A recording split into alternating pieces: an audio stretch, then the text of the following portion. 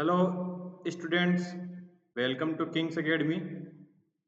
I am Puneet, your economic teacher. तो आज का हमारा नया टॉपिक है डिमांड एंड सप्लाई। तो आज के टॉपिक में हम जानेंगे कि डिमांड एंड सप्लाई क्या होती है, मांग और आपूर्ति किसे कहते हैं, क्या कॉन्सेप्ट है इसका, और ये जो है अपने नॉर्मल लाइफ में कैसे यूज आती है, कैसे हम इसका उपयोग करते हैं, लेकिन अपने को पता नहीं होता कि हम इन इन चीज़ों का उपयोग कर रहे हैं या ये चीज़ें अप्लाई होती है किसी वस्तु को खरीदने में या सप्लाई करने में। तो देखिए, हम चलते हैं आज के टॉपिक डिमांड एंड सप्लाई पर। हम जानेंगे इसे बेसिक्स कॉन्सेप्ट, इसकी डेफिनेशंस और इसके बारे में जो भी महत्वपूर्ण बातें हैं वो सब इस टॉपिक में चर्चाएं करेंगे। तो पहले की बात थी, मैं आपको इसके इंडेक्स पर लेके चलूंगा कि इसके इंडेक्स पर कि हम इस टॉपिक के अंदर क्या क्या पढ़ने जा रहे हैं और किस प्रकार से आने वाली क्लासें रहेगी, आने वाला थोड़ा समय रहेगा कि कौन कौन से टॉपिक हम किस किस के बाद पढ़ेंगे या कवर करेंगे। तो चलिए, अब आता है हमारा इंडेक्स। तो पहला आता है परिचय, इंट्रोडक्शन, फिर कवर करेंगे अर्थ एवं परिभाषाएं, मीनिंग एंड डेफिनेशंस, फिर आता है प्रकार, काइंड या टाइप,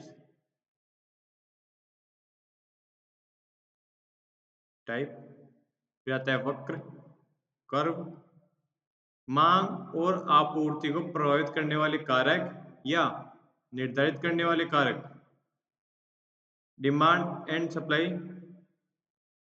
डिटरमिनिंग फैक्टर्स या इन्फ्लुएंसिंग फैक्टर्स, फिर आती है पूरक वस्तुएं, कंप्लीमेंट्री आइटम्स या कंप्लीमेंट्री गुड्स, स्थानापन्न वस्तुएं, प्लेसमेंट गुड्स या आइटम, गिफिन वस्तुएं, गिफिन गुड्स, मात्रा में परिवर्तन एवं कमी और वृद्धि, change in quantity and decrease and increase, नियम और व्युत्पत्ति के कारण कि डिमांड एंड सप्लाई के नियम क्या है और इनकी उत्पत्ति ये कैसे बने हैं, इनकी उत्पत्ति किस प्रकार हुई है वो जानेंगे।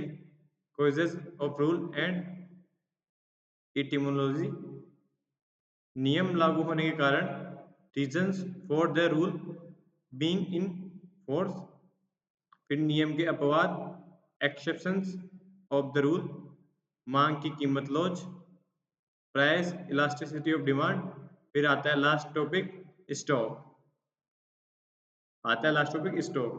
तो ये टॉपिक्स रहेंगे हमारे जिनको हम क्लास में पूरा करेंगे। तो चलते हैं, देखो टॉपिक शुरू करने से पहले मैं आपको जो इसका अर्थ है उस पर लेके चलता हूँ कि डिमांड एंड सप्लाई क्या है या कैसे यूज होता है इसका। तो चलिए चलते हैं कि मांग, डिमांड क्या होती है कि जैसे हम अपने निजी जीवन में या दिन प्रतिदिन या डेली जिन वस्तुओं की मांग करते हैं, क्या वही मांग होती है? जी हाँ, वस्तुओं की मांग तो करते हैं, क्या वही मांग है? जी सर, मांग के हिसाब से तो जिन वस्तुओं की डिमांड है वही मांग होनी चाहिए। ये देखिए, हम मांग करने से पहले क्या करते हैं कि हम डिमांड करने से पहले किसी वस्तु, जैसे कि ये एक वस्तु है, ये एक वस्तु है, मान लो एक टीवी है, ये है 4K का, HD से ज्यादा अच्छी क्वालिटी का 4K का। अब हमारे मन में इच्छा हुई यार ये टीवी लाए घर में, लेकिन ये महंगा है। क्या ये इच्छा हुई है वही क्या मांग है? कि ऐसे तो फिर इच्छाएं तो बहुत होती है कि मैं BMW लूँ, मैं कोई भी फरारी लूँ या महंगी से महंगी कीमती वस्तुएं लूँ, महिलाएं ज्वेलरी लिया है या हीरे जवाहरात गहने लिया है या जो भी लग्जरियस आइटम है उनको लिया है, इच्छाएं व्यक्ति की सभी की होती है, सभी व्यक्तियों की सभी इच्छाएं होती है। हाँ, ये ज़रूर हो सकता है कि व्यक्ति अपने स्तर अनुसार अपनी इच्छाओं को बढ़ा या घटा सकता है। मतलब जैसे कि अमीर व्यक्ति है, वो तो अमीर इच्छा है मतलब लग्ज़रियस गुड्स ज़्यादा परचेज़ करने की सोचेगा। लेकिन एक सामान्य वर्ग का व्यक्ति है, वो यही चाहेगा कि हमारी दैनिक नित्य आवश्यक क्रियाविधि करने वाली वस्तुएँ समय से और सही तरीके से उपलब्ध हो जाए या समय से पूर्व भी उपलब्ध करा सकें हम अपने परिवार को ताकि उनका यूज़ किया जा सके। तो फिर क्या बात आती है कि ये इच्छा आई है, जो ये डिमांड है? जी नहीं। इच्छा आना और डिमांड होना दोनों अलग-अलग पक्ष है। जिस प्रकार एक सिक्के के दो पहलू होते हैं, उसी प्रकार डिमांड एंड सप्लाई एक सिक्के के दो पहलू है। ये कभी भी अकेले नहीं आ सकते, या कभी सिंगल नहीं आ सकता। ये दोनों साथ-साथ आएँगे, डिमांड एंड सप्लाई। अगर आप डिमांड करोगे, तो आपको सप्लाई करने वाला कोई और व्यक्ति होगा। इसी प्रकार हम आगे चलते हैं। हम जानेंगे कि क्या इच्छा है वही डिमांड है, या क्या इच्छाओं को पूरी हो जाने पर वह डिमांड हो जाती है? ये जानेंगे आने वाले कुछ बिंदुओं में। तो चलिए, ये आता है परिचय। 1 मिनट, ये तो है अपना।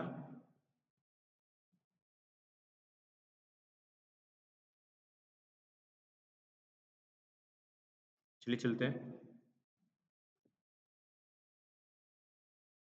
ये आ गया परिचय। Demand, introduction. भाई डिमांड किसे कहते हैं? ये होती क्या है? देखिए, हम जानते हैं कि प्रत्येक व्यक्ति अपनी आवश्यकताओं को पूरा करने के लिए अपनी आय को व्यय करता है।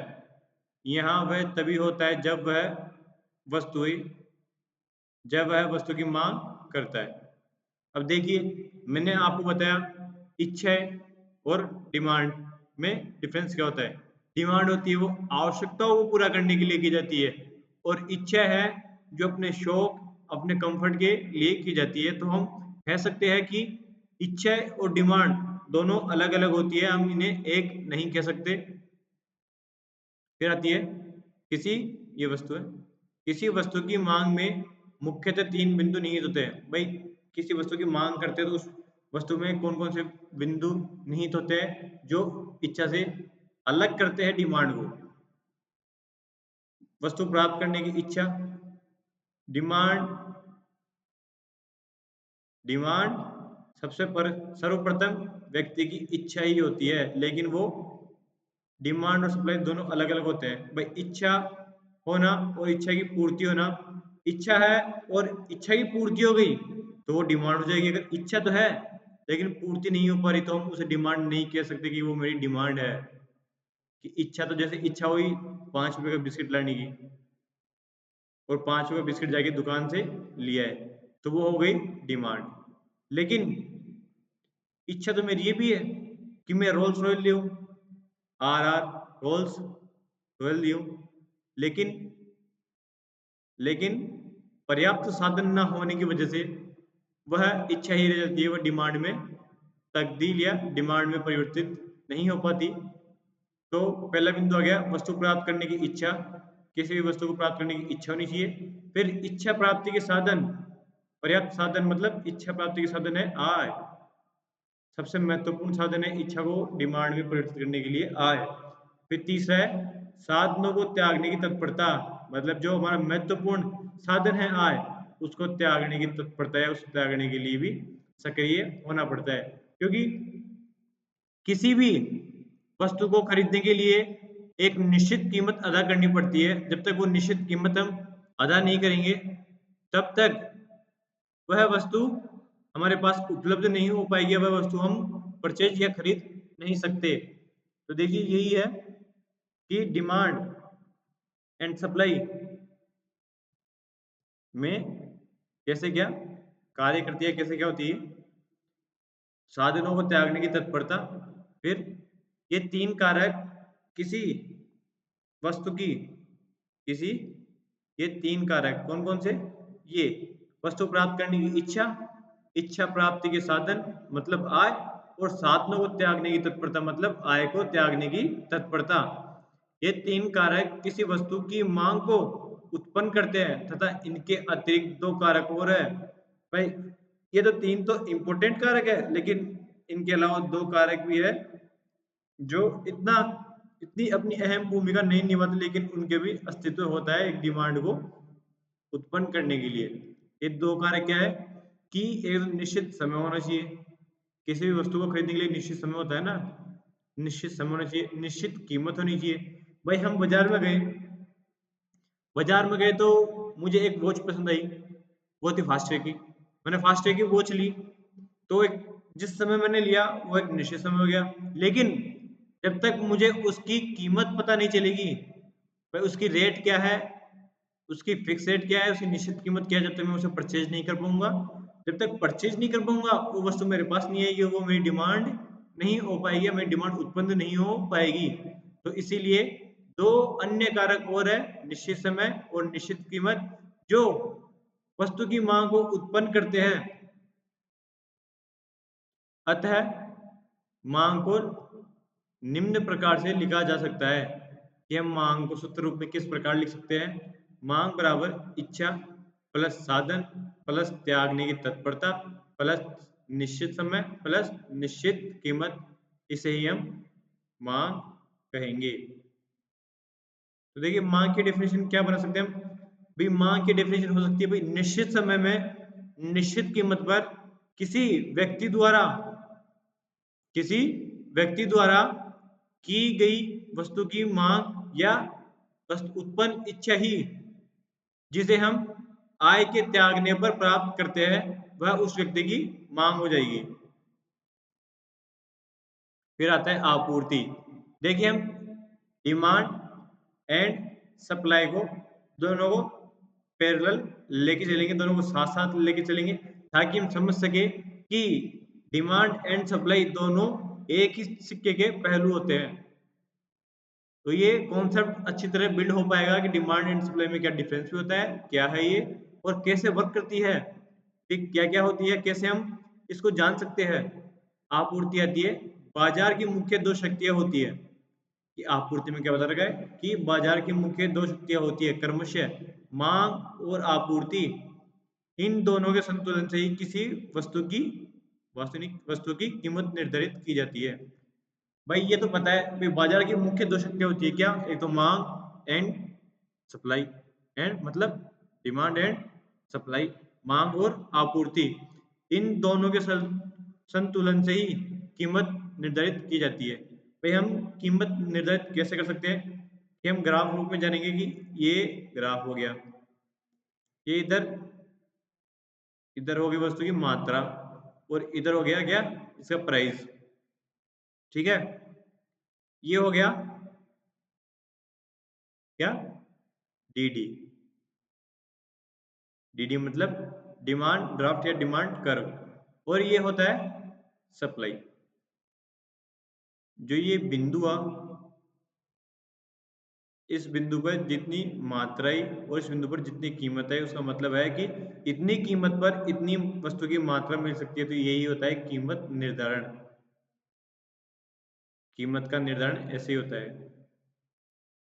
Demand curve and supply curve का जो बिंदु होता है जहां ये दोनों एक दूसरे को काटते हैं, वही होता है कीमत निर्धारण बिंदु, ठीक है। आगे चलते हैं। अब आता है इसकी अर्थ एवं परिभाषा।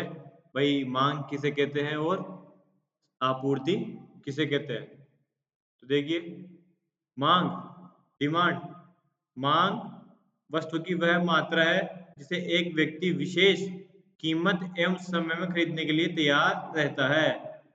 कि मांग वस्तु की वह मात्रा है जिसे एक व्यक्ति विशेष कीमत और समय में खरीदने के लिए तैयार रहता है।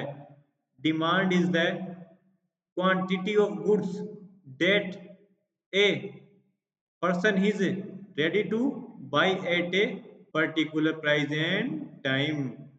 या इसकी एक और परिभाषा होती है, किसी वस्तु किसी वस्तु की मांग वह मात्रा है जिसे एक उपभोक्ता विभिन्न कीमत स्तरों पर खरीदने को तैयार रहता है यदि अन्य बातें स्थिर रहे तो। अब अन्य बातें स्थिर में क्या है कि अन्य बातें स्थिर मतलब इसमें कुछ ऐसी वस्तुएं आती है जो संपूरक या स्थानापन्न वस्तुएं होती है, कीमतें होती है, बाजार की कंडीशंस होती है। हम जानेंगे कि अन्य बातें कौन-कौन सी हैं जिन्हें स्थिर रहना आवश्यक है, जिनके स्थिर ना रहने पर डिमांड पर क्या इफेक्ट पड़ता है, वह क्या प्रभाव डाल सकती है, उसके बारे में हम जानेंगे आगे आने वाली कुछ देर में।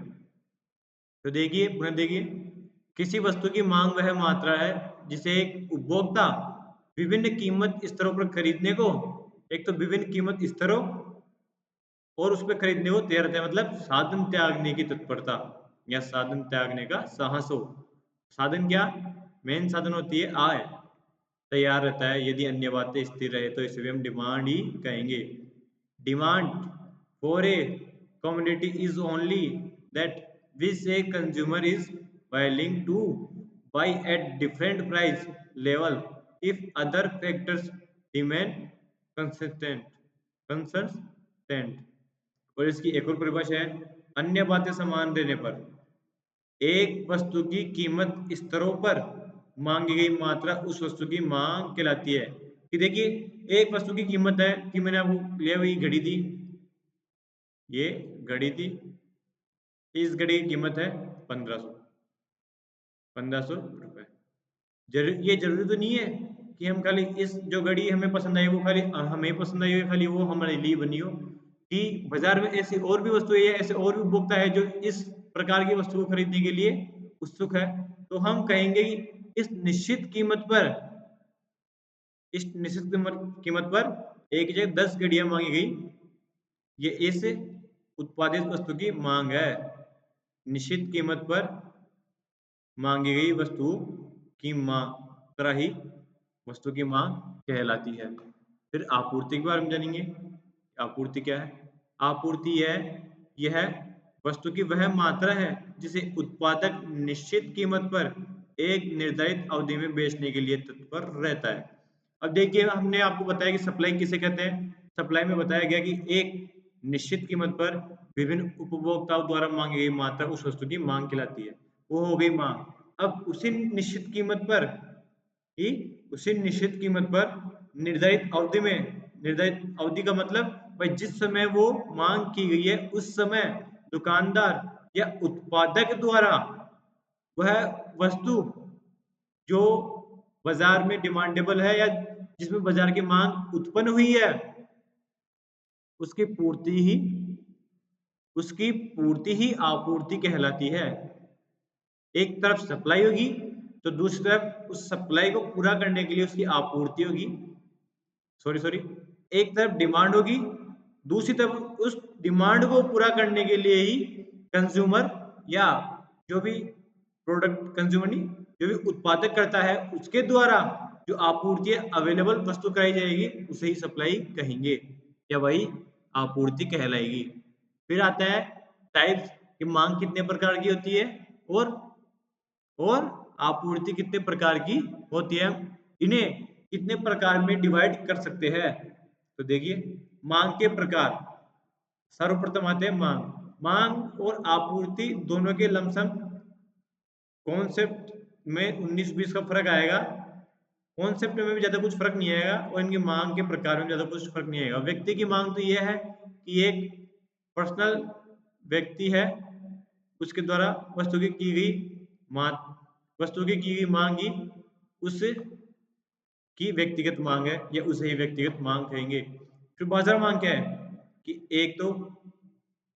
एक व्यक्ति ने मांग की, एक और व्यक्ति ने उसी वस्तु की मांग की, दूसरे व्यक्ति ने भी उसी वस्तु की मांग की और एक तीसरा व्यक्ति था, उसने भी। इसी प्रकार कई प्रकार के व्यक्तियों द्वारा मांग की जाती है कि अगर एक व्यक्ति द्वारा की गई मांग का अध्ययन करें तो वह व्यक्तिगत मांग और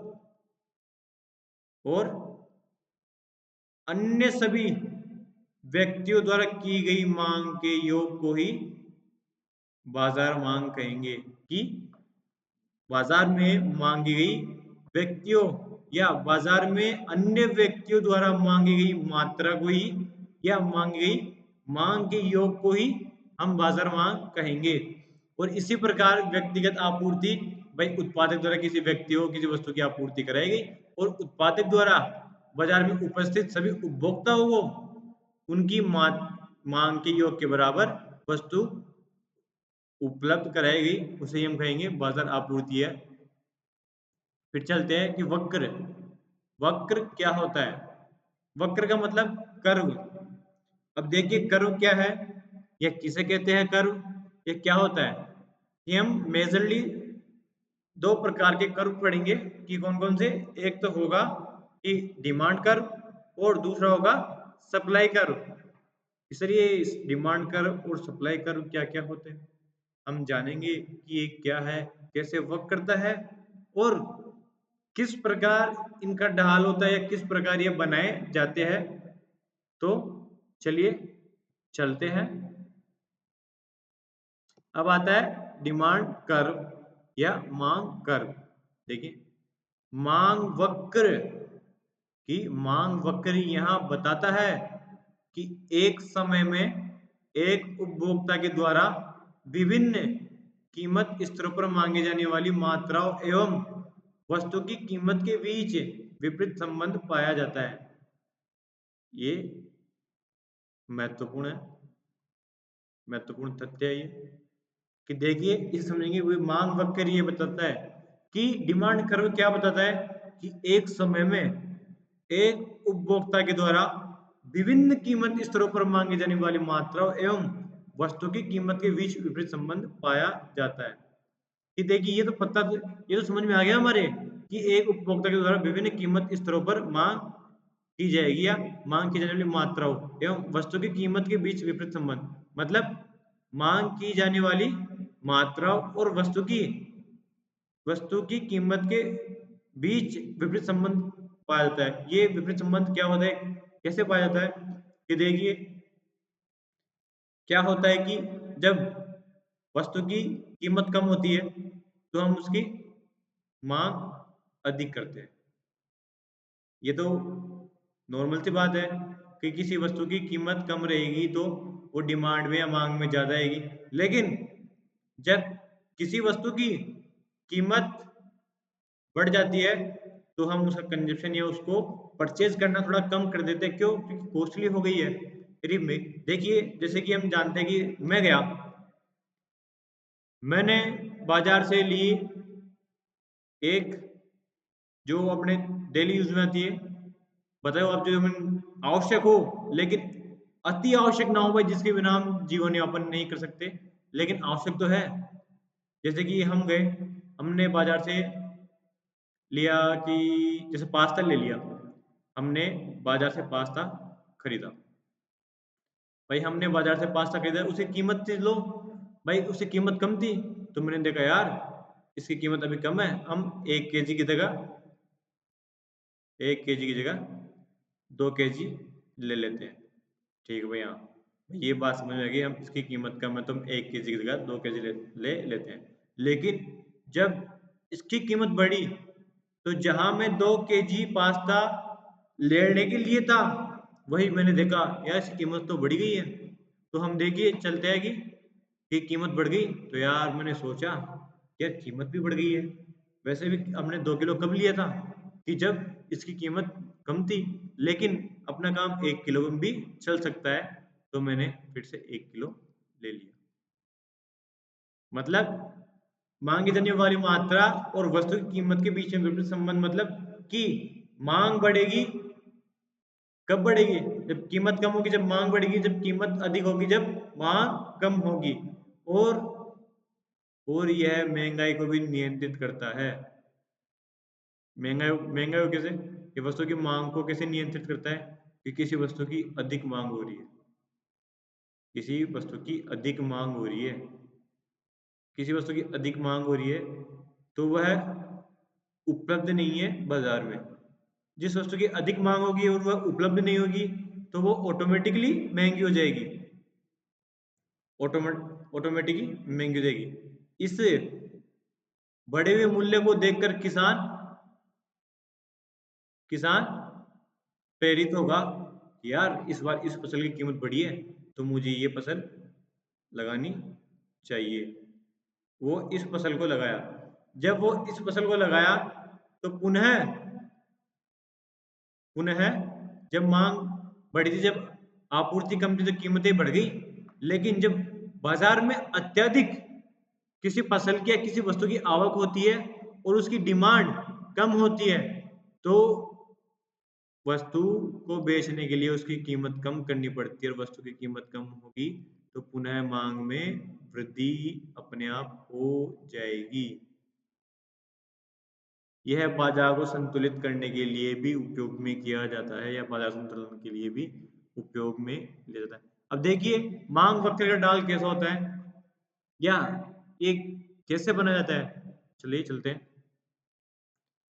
डिमांड कर्व है उसका ढाल नेगेटिव होता है, मतलब घटते हुए क्रम में होता है, जैसा कि इसमें बता रखा है। अब देखिए इसमें कर्व के एक तरफ तो है क्वांटिटी और एक तरफ है प्राइस।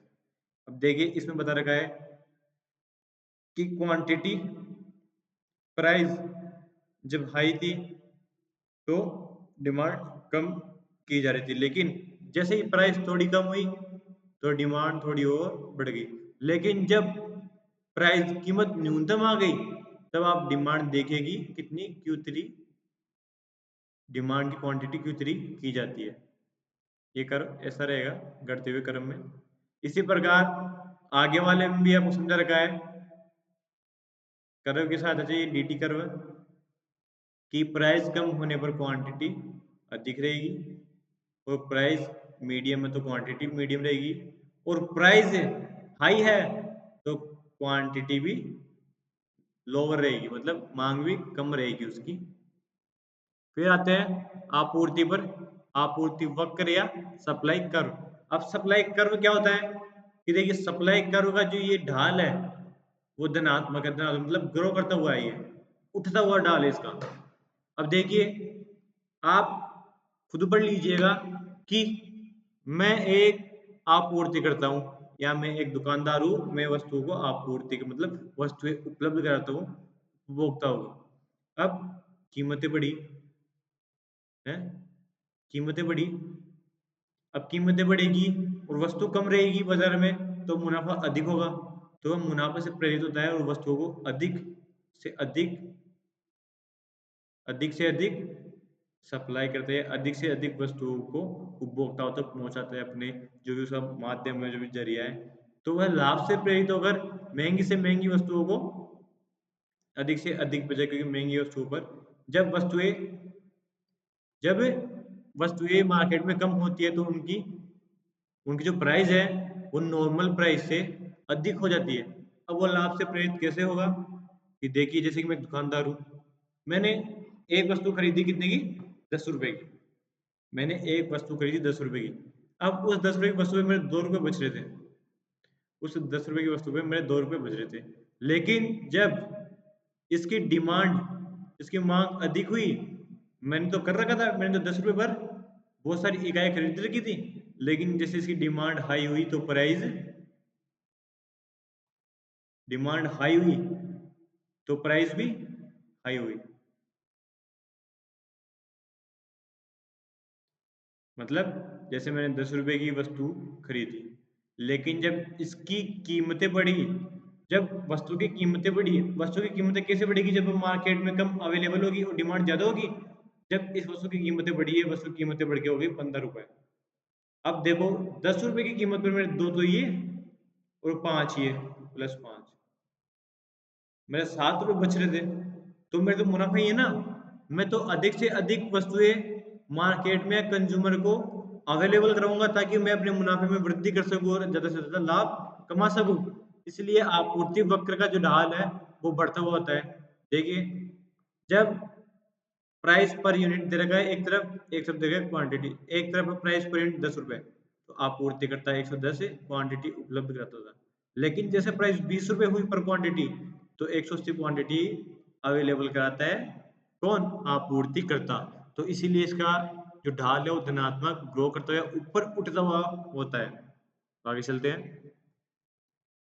अब आता है कि डिमांड एंड सप्लाई को प्रभावित करने वाले कारक, कि सर डिमांड एंड सप्लाई को कौन कौन से कारक प्रभावित करते हैं जिनसे इनकी मात्रा में उतार चढ़ाव होता है या जिनसे इन पर प्रभाव पड़ता है। तो देखिए चलते हैं, आते हैं मांग को प्रभावित करने वाले कारक या निर्धारित करने वाले कारक। Factors affecting demand determining variables factor, कि कौन कौन से वे फैक्टर या कौन कौन से वह कारक है जो इन्हें प्रभावित करते हैं और इनको निर्धारित करते हैं। तो देखिए मांग में कौन कौन से कारक है। मांग में है वस्तु की स्वयं की कीमत। अब वस्तु की स्वयं की कीमत on price of the item, भाई वस्तु की स्वयं की कीमत कैसे प्रभावित करेगी मांग को, कि सर 10 रुपए की जब किसी वस्तु 10 रुपए की वस्तु थी तो मैं उसकी 20 क्वांटिटी खरीदता था, लेकिन सर जैसे ही उसकी कीमत बढ़ के 15 रुपए हुई, मैंने अपनी क्वांटिटी को आधा कर दिया या थोड़ा कम कर दिया, मैं 20 से 15 या 10 क्वांटिटी खरीदने लगा। तो ये एक कारक है जो मांग को प्रभावित करता है। फिर आता है संबंधित वस्तु की कीमत। अब संबंधित वस्तु की कीमत कैसे, कि देखो दो वस्तुएं हैं, जैसे कि लेते हैं हम चाय लेते हैं, चाय में 2 आइटम्स का मेजर रोल होता है। एक तो होता है क्या, दूध, और दूसरी होती है क्या, चीनी, चाय पत्ती या कुछ भी कहते हैं। लेकिन जैसे ही दूध की कीमत बढ़ी, जैसे ही दूध की कीमत बढ़ी तो चाय की कीमत बढ़ी। चाय पहले 5 से 10 रुपए की हो गई। जहाँ पहले वो दिन की 500 चाय बेचता था, वहाँ उसकी दिन की केवल केवल 300 चाय ही बिकने लगी। ओनली फॉर 300 चाय उसकी बिकने लगी। तो ये संबंधित वस्तु की कीमत भी प्रभाव डालती है मांग पर। उपभोक्ता की आय, अब देखिए उपभोक्ता की आय कैसे इफेक्ट डालती है, कि मैं एक उपभोक्ता हूँ, अब मेरी आय है 10,000 रुपए, तो मैं 10,000 रुपए की आय के अंदर ही मुझे सारा काम करना है, मुझे घर खर्च चलाना है, मुझे वस्तुएं भी लानी है, मुझे मेरे कुछ जो कॉम्प्लीमेंट्री गुड्स या कहेंगे हम अनिवार्य वस्तुएं हैं उनको भी लाना है। मतलब मुझे 10,000 रुपए में ही सारा काम करना है। अब मेरे 10,000 रुपए में वस्तुएं आती थी, कि माना कि मैंने पूरी अपनी आय की वस्तुएं खरीदी या क्वांटिटी खरीदी, कितनी 100 क्वांटिटी खरीद ली मेरे आय की 10,000 की। अब जैसे मेरी आय इंक्रीज हुई, मेरे से डबल आय या डबल इनकम हो गई, मेरा प्रमोशन हो गया, अब मेरी आय 10 से 20,000 हो गई, जहां मैं 100 क्वांटिटी गुड्स की खरीदता था, वही मैंने गुड्स की क्वांटिटी कितनी कर दी, 150 गुड्स की क्वांटिटी कर दी। तो उपभोक्ता की आय वस्तु की मांग में प्रभाव ऐसा डालती है। फिर उपभोक्ता की पसंद और रुचि, भाई जरूरी थोड़ी है कि उपभोक्ता की आय बढ़ने पर उस वस्तु की कीमत, उस वस्तु की मांग भी बढ़े। उपभोक्ता की मांग कब बढ़ेगी, जब वो उस वस्तु में इंटरेस्टेड रहेगा, मतलब वो उस वस्तु को खरीदने में रुचि रहेगी उसकी, या वह उस वस्तु को पसंद करता होगा जब वह रहेगा। तो उपभोक्ता की पसंद और रुचि भी डिमांड को प्रभावित करती है, निर्धारित करती है। फिर आती है कीमत प्रत्यय। कीमत प्रदर्शन मतलब जब वस्तु की कीमत ऊपर नीचे होगी तो वो मांग में ऑटोमेटिकली इफेक्ट डालती है। फिर अन्य कारक होता है जनसंख्या का आकार। अब जनसंख्या का आकार कैसे में, किसी देश में जनसंख्या अधिक होगी तो गुड्स की डिमांड अधिक होगी, और कम होगी तो किसी गुड्स की डिमांड कम होगी। फिर होता है आय का वितरण, कि आय का वितरण अगर समान होगा तो सभी व्यक्ति समान रूप से वस्तुएं खरीद सकेंगे, और अगर आय का वितरण असमान रूप से वितरित होता है तो गरीब गरीब रह जाएगा, अमीर अमीर बन जाएगा, जिससे अमीर व्यक्ति अपनी आय का अधिकतम हिस्सा बचत के रूप में, और जो सीमित है या उसकी जो डिमांड है वो उसके अनुसार ही मांग करेगा। अब अमीर व्यक्ति की मांग है वो 10 वस्तु की है, लेकिन वो 10 वस्तु खरीदने के बाद भी अपनी आय कुछ हिस्सा बचा लेता है, जहीं वहीं गरीब व्यक्ति को उसकी नित्य डिमांड या आवश्यक वस्तुएं खरीदने के लिए भी पर्याप्त आय नहीं मिल पाती। तो वह तो इससे के प्रभाव से, आय के वितरण के प्रभाव से वह मांग कम करता है वह, इसके फलस्वरूप बाजार में मांग कम हो जाती है। देखिए फर्स्ट आ गया ऑन प्राइस, सेकंड है रिलेटेड वस्तु प्राइस या related goods price, consumer income, फिर कंज्यूमर चॉइस या interest price, exceptions, other factors क्या है, population size and distribution of income. फिर आते हैं आपूर्ति को प्रभावित करने वाले या निर्धारित करने वाले कारक वाले है ही निर्धारित करने वाले कारक कि देखिए आपूर्ति को प्रत्यक्ष रूप से प्रभावित कौन करते हैं और अप्रत्यक्ष रूप से प्रभावित कौन करते हैं। कि प्रत्यक्ष रूप से प्रभावित करने वाले कारक कौन कौन से वाले हैं यार, क्या कर दिया टाइपिंग टाइपिस्ट ने क्या। चलो चलते हैं कि प्रत्यक्ष रूप से प्रभावित करने वाले कारक कौन कौन से। एक तो है वस्तु की कीमत और उत्पादन कारक। कि वस्तु की कीमत तो यार देखो, एक उत्पादक वस्तु की कीमत बढ़ेगी उससे ज़्यादा प्रॉफिट होगा तो वह उसकी आपूर्ति ऑटोमेटिक ज़्यादा कर देगा, वह उसकी आपूर्ति को बढ़ा देगा। फिर आती है उत्पादन कारक। किसी वस्तु का उत्पादन कारक है या उसका फैक्टर है, या जिस वस्तु का उत्पादन होता है अगर वह सही है या उसकी रेंज में आता है तो वह उसका स्टोर करके उत्पादन कारक को अवेलेबल कराएगा। फर्स्ट है कमोडिटी फैक्टर, कमोडिटी प्राइस, और फिर प्रोडक्शन फैक्टर, उत्पादन कारक। फिर अप्रत्यक्ष रूप से प्रभावित करने वाले कारक कौन कौन से हैं, कि कौन कौन से वे कारक हैं जो अप्रत्यक्ष रूप से आपूर्ति को प्रभावित करते हैं, निर्धारित करते हैं। अब देखिए संबंधित वस्तु की कीमत, कि संबंधित वस्तु की कीमत कैसे, कि सर मैंने मोटरसाइकिल ली, मोटर साइकिल लिए उसमें डलता है क्या, पेट्रोल। तो ये अनिवार्य है कि मोटरसाइकिल पेट्रोल के बिना नहीं चलेगी।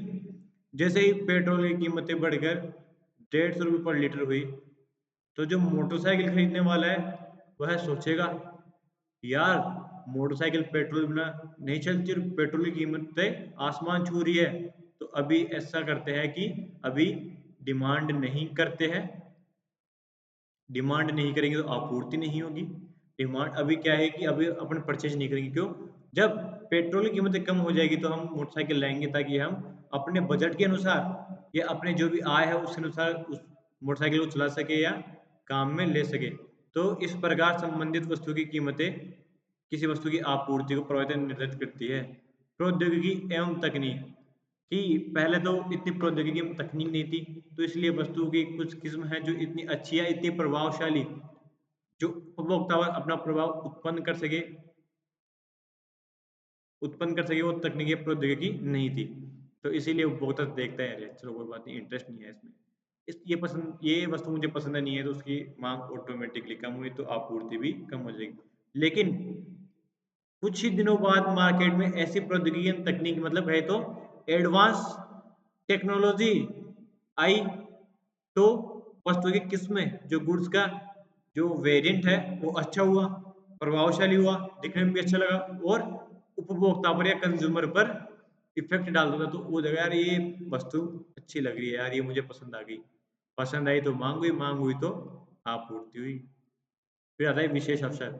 विशेष अवसर कैसे, जैसे त्योहार आ गए कुछ भी, जैसे होली दीपावली आ गया, संक्रांति आ गई, मकर संक्रांति आ गई, रक्षाबंधन आ गई, इन त्योहारों पर या विशेष अवसरों पर वस्तु की आपूर्ति में ऑटोमेटिकली बढ़ोतरी हो जाती है और मांग भी बढ़ जाती है। आगत की गुणवत्ता, आगत की मतलब भाई किसी वस्तु की उत्पादन में गुणवत्ता, उसी कीमत पर गुणवत्ता में वृद्धि होती है तो वह भी वस्तु की आपूर्ति में बढ़ोतरी कर देती है, उस वस्तु की आपूर्ति को प्रभावित करती है। फिर आता है परिवहन लागतें, कि जरूरी नहीं है कि सभी वस्तुएं एक ही स्थान पर बने और वो जो बाजार के निकट ही हो वो स्थान। तो अगर परिवर्तन लागतें बढ़ेगी तो वस्तु की कीमत बढ़ेगी, वस्तु की कीमत बढ़ेगी तो मांग ऑटोमेटिकली कम होगी। और इसका विपरीत भी संभव है कि अगर वस्तु की कीमत बढ़ी और वस्तु की कीमत कम होगी तो मांग ऑटोमेटिकली बढ़ेगी और आपूर्ति भी बढ़ेगी। तो ये कुछ कारक थे जो प्रत्यक्ष और अप्रत्यक्ष रूप से आपूर्ति को प्रभावित करते हैं। कि factors affecting supply determining value factors, directly affecting value factor, commodity price, production factor, indirectly influencing factor, related goods price, technology एक ही बात है।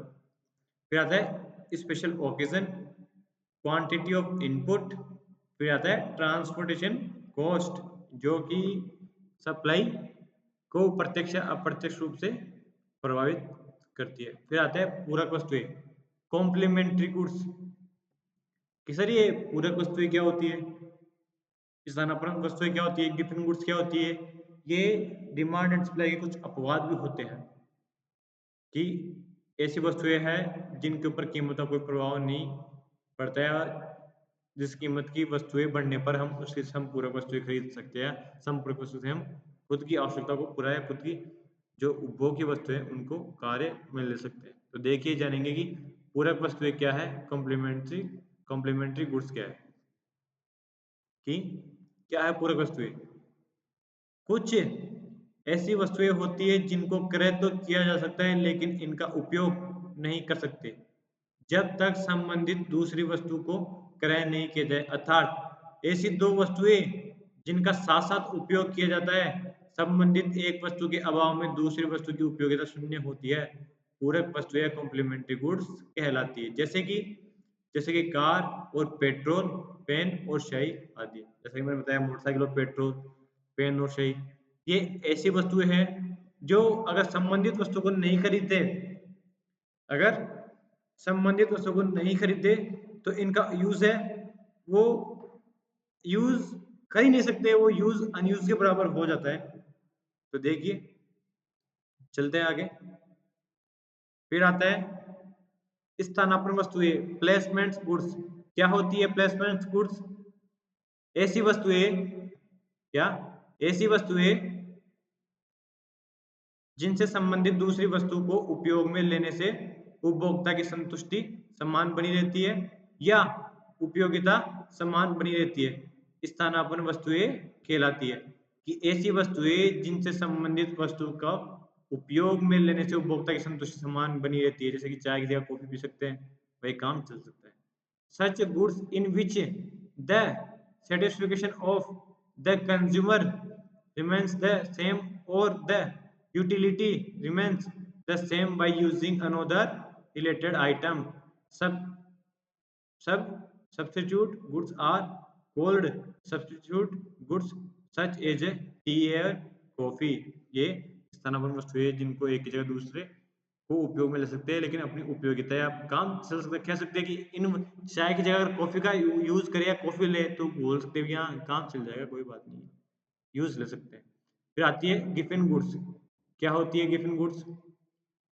चलते हैं कि गिवन गुड्स ऐसी वस्तुएं जिनकी कीमतें बदलने पर मांग बदलती है और कीमतें घटने पर ये बढ़ने, ये है बढ़ने। कि ऐसी वस्तुएं जिनकी कीमतें बढ़ने पर मांग बढ़ती है और कीमतें घटने पर मांग कम होती है, जैसे कि बाजरा, ज्वार और मोटे अनाजों को गिवन वस्तुएं मानता है। ऐसी वस्तुओं पर डिमांड एंड सप्लाई का कोई रूल काम नहीं करता क्योंकि अपवाद रूप में होती है। कि काम क्यों नहीं करता?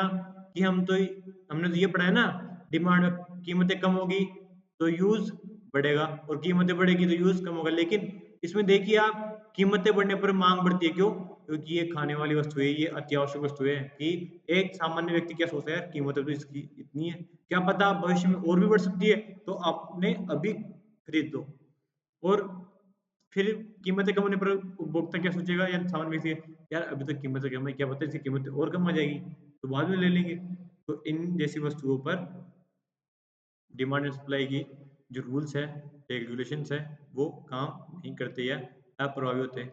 सच commodities whose demand increase when the price change and the demand decrease when the price decrease, such as millet, jowar and cross grains are considered as given commodities।